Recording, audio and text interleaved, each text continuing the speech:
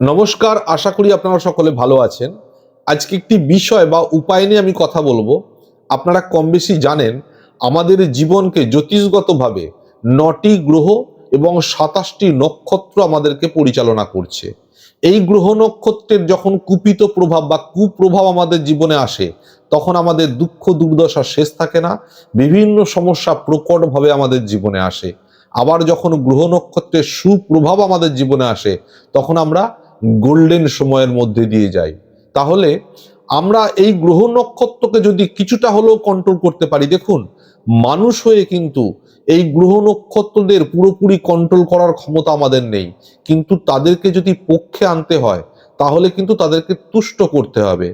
যে উপায় দ্বারা যে গ্রহকে তুষ্ট করা যায় সেই উপায় যদি আমরা ব্যবহার করি বা পালন করি, তাহলে সেই গ্রহ যদি তুষ্ট হয় তাহলে তার কুপ্রভাব থেকে আপনি অনেকাংশে মুক্ত হতে পারেন। আপনাদের আজকে একটি অদ্ভুত উপায়ের কথা বলবো, যে উপায় দ্বারা এই ৯টি গ্রহই শুধু নয়, ২৭টি নক্ষত্র আপনার পক্ষে আসতে পারে, অর্থাৎ তাদের কুপ্রভাব থেকে আপনি অনেকাংশে মুক্তি পেতে পারেন। সব সময়ই আপনার জন্য মনে হবে তারা কিছু ভালো কিছু করতে চায়।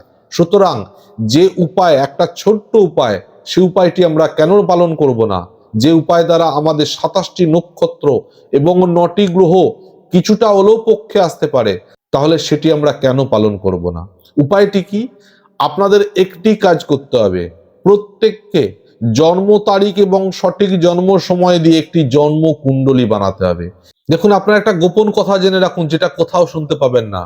তন্ত্রমতে বিভিন্ন কবচ তৈরি করার সময় আপনাদের এই জন্ম কুণ্ডলীও কিন্তু ভূর্জপত্রের উপর অঙ্কন করে কবজের মধ্যে ভরে দেওয়া হয়। আপনি জানেন আপনার এই জন্ম কুণ্ডলীটা আপনার জন্য কতটা শক্তিশালী?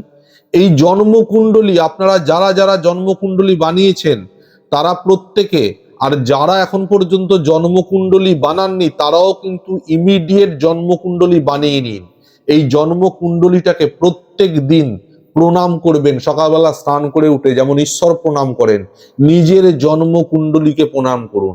নিজের জন্ম কুণ্ডলী প্রণাম করা মানে আপনার গ্রহ নক্ষত্র যে পজিশনেই থাকুক না কেন তাদেরকে আপনি সম্মান জানাচ্ছেন। তুমি ভালো পজিশনে আছো তাও তোমাকে সম্মান জানাচ্ছি, তুমি খারাপ অবস্থায় আছো তাও তোমাকে সম্মান জানাচ্ছি, তোমাকে প্রণাম করছি। এই গ্রহ নক্ষত্র আপনার পক্ষে আসবে, আপনার জন্য কুপিত প্রভাব থেকে অনেকটা নিষ্কৃতি দেবে। আপনি নিজের জন্ম কুণ্ডলীকে প্রত্যেকটা দিন প্রণাম করুন, এবং তার সাথে সাথে এই জন্ম কুণ্ডলী বানালেই আপনি জানতে পারবেন আপনার নক্ষত্র কি, জন্মগত নক্ষত্র কি। সেই নক্ষত্র যেটা থাকবে সেই প্রত্যেকটি নক্ষত্র সিম্বল আছে, গুগলে গিয়ে সার্চ করলেই আপনারা পেয়ে যাবেন। এই নক্ষত্রের সিম্বলটাকেও একটা প্রিন্ট আউট বার করে আপনার এই জন্মকুণ্ডলীর সাথে রেখে দিন। আমি তো আপনাদেরকে এ কথাও বলবো, পারলে ছোট একটি কাগজে জন্ম ছক যেটা আছে সেই ছকটাকে অঙ্কন করে নিয়ে সেটা আপনার কাছে মানি পার্স অথবা আপনার বিশেষ করে বুক পকেটে বা আপনার যে ব্যাগ থাকে, পার্স থাকে, সেই পার্সের মধ্যে সবসময় ক্যারি করুন। এই জন্মকুণ্ডলী কিন্তু আপনার জন্য একটা খুব সুন্দর কবচ হতে পারে, রক্ষা কবচ হতে পারে। অর্থনৈতিক ক্ষেত্রে রক্ষা কবচ, সাংসারিক ক্ষেত্রে রক্ষা কবচ, নবগ্রহের ক্ষেত্রে রক্ষা কবচ।